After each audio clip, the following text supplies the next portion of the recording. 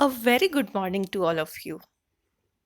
Today, we will start a new chapter from Unit 3rd in Financial Management, that is leverage. It is a very important chapter and is a very simple chapter. So, let's come to the topic. Leverage क्या होता है?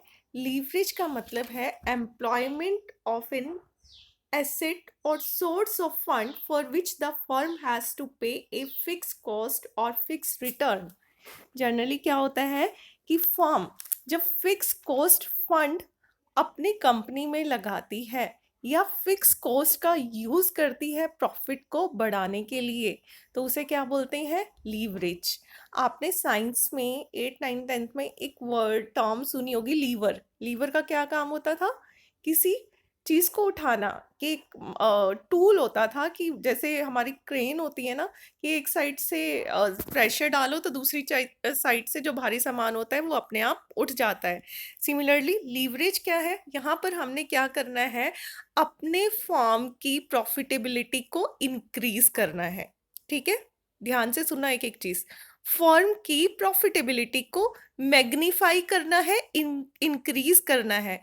उसके लिए हम अपनी company में fix cost fund को introduce कर रहे हैं या फिर फिक्स कॉस्ट का यूज कर रहे हैं। क्योंकि फिक्स कॉस्ट अगर जनरल यूज करें, जैसे वेरिएबल कॉस्ट होती है फिक्स कॉस्ट, हम कितनी भी प्रोडक्शन करें, हमारी फिक्स कॉस्ट क्या रहती है? कांस्टेंट रहती है। ठीक है, जब हमारी फिक्स कॉस्ट कांस्टेंट रहेगी तो मैं चाहे 10 यूनिट बनाऊं, चाहे मैं 1000 यूनिट बनाऊं, फिक्स कॉस्ट में कोई चेंज नहीं आएगा। टोटल कॉस्ट कम होगी, प्रॉफिट इंक्रीज होगा। सिमिलरली अगर मैं बात करती हूँ फिक्स कॉस्ट फंड की, फिक्स कॉस्ट फंड हमारे क्या होते हैं? आइदर टू यूज डिबेंचर और to use preference share capital. जब हम डिबेंचर यूज करते हैं फॉर्म के अंदर, तो जैसा कैपिटल स्ट्रक्चर चैप्टर जो मैंने पहले करा दिया था उसमें बताया कि डिबेंचर यूज करने की वजह से कंपनी की किस चीज में बचत होती है? टैक्स पे करने में, क्योंकि टैक्सेबल इनकम कम हो जाती है और कंपनी का जो अर्निंग पर शेयर है डिबेंचर यूज करने की वजह से वो बढ़ जाता है। तो आप ये बोल सकते हो, एम्प्लॉयमेंट ऑफ एन एसेट और source of fund for which the firm has to pay a fixed cost or fixed return in order to magnify the return of the firm is called leverage, simple leverage. Basically यहाँ मैं बात कर रही हूँ basically leverage को 2 parts में divide किया गया है, operating leverage and financial leverage. पर एक्चुअल में जो लीवरेज है वो 3 तरह की होती है। एक होती है फाइनेंशियल लीवरेज, एक होती है ऑपरेटिंग लीवरेज और एक होती है कॉम्पोजिट लीवरेज। आज हम पढ़ेंगे फाइनेंशियल लीवरेज के बारे में। ऑपरेटिंग लीवरेज और कॉम्पोजिट लीवरेज हम नेक्स्ट क्लास में कवर करेंगे। तो चलिए बात करते हैं फाइनेंशियल लीवरेज। फाइनेंशियल लीवरेज को हम एक और नाम से जानते हैं जिसे हम बोलते हैं ट्रेडिंग ऑन इक्विटी। ठीक है, ये कैपिटल स्ट्रक्चर में हम ये टर्म यूज कर चुके हैं, अगर ध्यान हो, आपने ध्यान से पढ़ा हो। देखिए, फाइनेंशियल लीवरेज को हमने एक और नाम दिया और वो नाम है ट्रेडिंग ऑन इक्विटी। इसका मतलब क्या है? Use of long term fixed interest bearing debentures and preference share capital along with equity share capital is called financial leverage or trading on equity। क्या बोला? कि जब हम इक्विटी शेयर कैपिटल के साथ साथ क्या कर रहे हैं? Long term fix interest bearing debentures use कर रहे हैं और प्रेफरेंस शेयर कैपिटल यूज कर रहे हैं, तो उससे क्या बोल रहे हैं हम? Financial leverage. और फाइनेंशियल लीवरेज यूज करने से क्या होता है? अर्निंग पर शेयर इंक्रीज हो जाता है। 2 सिनेरियो होते हैं। फर्स्ट सिनेरियो क्या है? जो हमारा ट्रेडिंग ऑन इक्विटी है वो फेवरेबल कब होगा? जब हमारी जो अर्निंग है वो किससे ज्यादा होगी? Cost of debenture. अगर हमारी अर्निंग, मैं 10,000 रुपये कमा रही हूँ और 8,000 डिबेंचर होल्डर्स को इंटरेस्ट की फॉर्म में दे रही हूँ, तो उस केस में मेरे को तो फायदा हो रहा है 2,000 का, तो उस केस में मेरे लिए फाइनेंशियल लीवरेज फेवरेबल होगा। वहीं पर वो अनफेवरेबल भी हो सकता है। मान लो कंपनी कमा तो रही है 5,000, एक एग्जाम्पल है, इतना ये बहुत डमी फिगर्स लिए हैं, लेकिन उसे इंटरेस्ट पे करना है 8,000, तो 3,000 एक्स्ट्रा देने पड़ गए ना, कि 5,000 तो कमाया, पे करना है 8,000, 3,000 का क्या हो गया, लॉस हो गया। तो फाइनेंशियल लीवरेज फेवरेबल होती है जब अर्निंग ज्यादा होती है कॉस्ट ऑफ डिबेंचर से, और अनफेवरेबल होती है अगर अर्निंग कम होती है कॉस्ट ऑफ डिबेंचर से। इतना क्लियर है? अब आगे बढ़ते हैं। एक फॉर्मूला होता है डिग्री ऑफ फाइनेंशियल लीवरेज का। पहले तो डिग्री ऑफ फाइनेंशियल लीवरेज क्या इम्पैक्ट डालती है वो समझो, उसके बाद हम एक प्रैक्टिकल क्वेश्चन के जरिए इसे समझने की कोशिश करेंगे। देखिए, डिग्री ऑफ फाइनेंशियल लीवरेज क्या मेजर कर रही है? Measure the impact of change in operating income और change in earning on equity capital और ऑन इक्विटी शेयर। क्या कर रहे हैं कि इनकम, फाइनेंशियल लीवरेज यूज करने की वजह से हमारे ऑपरेटिंग इनकम का क्या इम्पैक्ट पड़ रहा है हमारे अर्निंग पर शेयर पर, कि हमारा अर्निंग पर शेयर बढ़ रहा है या कम हो रहा है अगर हम फाइनेंशियल लीवरेज यूज करते हैं। तो फॉर्मूला हो जाता है हमारा डिग्री ऑफ फाइनेंशियल लीवरेज का percentage change in earning per share divided by percentage change in earning before interest and tax. Earning before interest and tax is also called operating profit. Clear? Operating profit को ही तो हम बोलते हैं कि earning before, interest पे करने से पहले और tax पे करने से पहले। अब एक और फॉर्मूला होता है हमारा डिग्री ऑफ फाइनेंशियल लीवरेज निकालने का, earning before interest and tax divided by earning before tax. और अर्निंग बिफोर टैक्स कैसे कैलकुलेट होता है? इंटरेस्ट निकाल दो ईबीआईटी में से, तो आपका क्या बचेगा? ईबीटी बचेगा। तो ईबीटी या फिर बोल सकते हैं ईबीआईटी माइनस इंटरेस्ट। क्लियर? ये फॉर्मूला अच्छे से याद कर लेना, बिठा लो अपने दिमाग में। चलिए बढ़ते हैं इलस्ट्रेशन की साइड। एक कंपनी है जिसने क्या किया है, इक्विटी शेयर कैपिटल है पहले से है उसके पास, कितने की? 5 लाख की। एक शेयर है 100 रुपए का, ठीक है? तो कितने शेयर हो गए? 5,000 शेयर पहले से हैं कंपनी के पास, पहले से एग्जिस्टिंग। अब कंपनी क्या चाह रही है? 3 लाख रुपए और फंड के इकट्ठा करना चाह रही है, किस लिए? एक्सपेंशन और मॉडर्नाइजेशन पर्पस के लिए। तो कंपनी के पास अलग अलग तरह के प्लान्स है। पहला प्लान क्या है कि कंपनी जो 3 लाख रुपए इकट्ठे करने हैं ना, सारे के सारे किससे कर ले? कॉमन स्टॉक से कर ले। सेकंड प्लान में क्या बोलता है?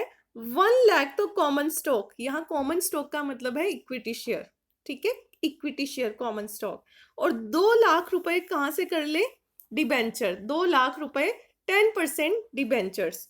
थर्ड केस में वो बोलती है कि 3 लाख रुपए इकट्ठे करने हैं तो सारे के सारे ही डिबेंचर से इकट्ठे कर लेते हैं।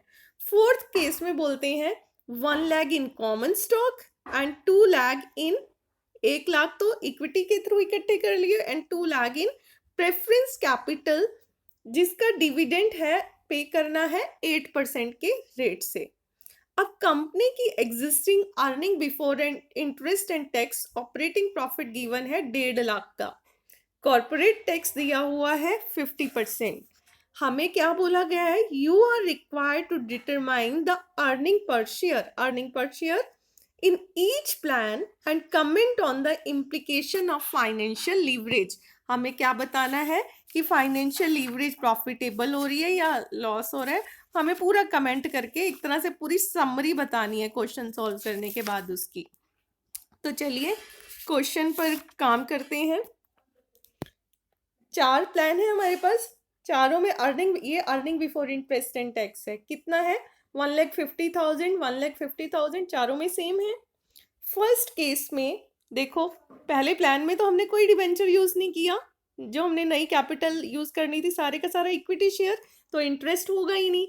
सेकंड केस में 1 लाख तो शेयर के थ्रू किए और 2 लाख हमने किए 10% डिबेंचर के। 2 लाख, 2 लाख 10% डिबेंचर, 2 लाख का 10% कितना होगा? 20,000। तो ये 20,000 क्या हो गया हमारा? इंटरेस्ट का। तीसरे केस में all debenture eight 10% per annum, सारे के सारे डिबेंचर, मतलब 3 लाख रुपए इकट्ठे करने थे, वो किसके थ्रू इकट्ठे किए? डिबेंचर। 3 लाख का 10% 30,000। चौथे केस में हमने कोई डिबेंचर यूज नहीं किया क्योंकि वहां हमने या तो इक्विटी शेयर यूज किए या फिर प्रेफरेंस, तो इंटरेस्ट यहाँ बनता ही नहीं। तो अब हमारा अर्निंग बिफोर टैक्स कितना आ गया? ये आ गया ना, इंटरेस्ट गया तो अर्निंग बिफोर टैक्स बचा 1,50,000 फर्स्ट केस में। ये माइनस कर दो, 1,50,000 में से 20,000 लेस किया, 1,30,000 आया। यहाँ 1,50,000 में से 30,000 लेस किया तो 1,20,000। फोर्थ केस में 1,50,000। आगे देखो, आगे हमें क्या लेस करना पड़ता है? टैक्स। टैक्स किस रेट से पे किया है? 50%, मतलब जितना बचा उसका आधा हमारा टैक्स। 1.5 लाख का आधा 75,000। देखो 50% मतलब आधा, या तो तुम डायरेक्ट 50% के रेट से कैलकुलेट कर लेना, या फिर 50% मतलब पता ही है आप लोगों को हाफ होता है, तो आप उसका हाफ भी कर सकते हो। 1,30,000 का 65,000। यहाँ बचा 1,20,000, इसका 50% 60,000। 1,50,000 का आधा 75,000। तो बचा क्या? यहाँ पर हमारा क्या है? अब जो भी जितनी ये हमारी आ गई earning after interest and tax. First case में 75,000, सेकंड प्लान में 65, थर्ड में 60, फोर्थ में 75,000। अब देखो, अब हमें उसके बाद क्या लेस करना पड़ता है? प्रेफरेंस शेयर होल्डर्स को जो डिविडेंड पे करते हैं वो। पहले 3 प्लान में कोई प्रेफरेंस शेयर हमने यूज नहीं किए। फोर्थ प्लान में हमने प्रेफरेंस शेयर यूज किए हैं 2 लाख के, जिनके ऊपर हमने डिविडेंड पे करना है 8%। क्योंकि प्रेफरेंस शेयर होल्डर्स को हम डिविडेंड पे करते हैं after paying interest to debenture holders and after paying tax. तो जितना हमारा बच गया था, कितना प्रॉफिट बचा? 75,000। ठीक है, और कितने के डिबेंचर यूज किए थे हमने? 2 लाख। 2 लाख का 8% 16,000। तो 16,000 हमारा आ गया फोर्थ केस में। क्या आ गया हमारे लिए? डिविडेंड आ गया।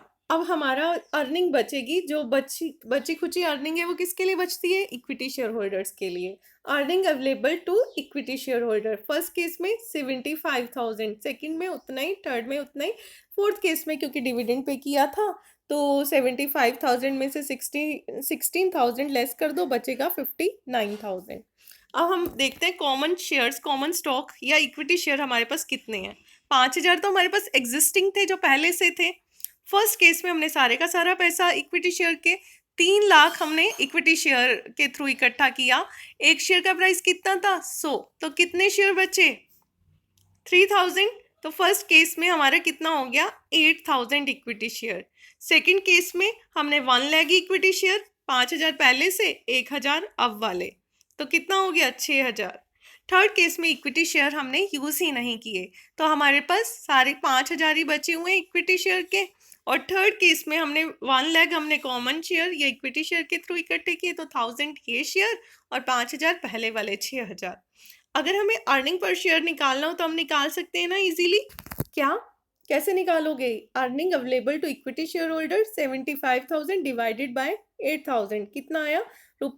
₹9.375। सेकंड केस में भी ऐसे निकालोगे, 65,000 को डिवाइड करोगे 6,000 से, ₹10.83। थर्ड केस में भी ऐसे कैलकुलेट करोगे, 12 रुपया आ गया। फोर्थ केस में भी ऐसे।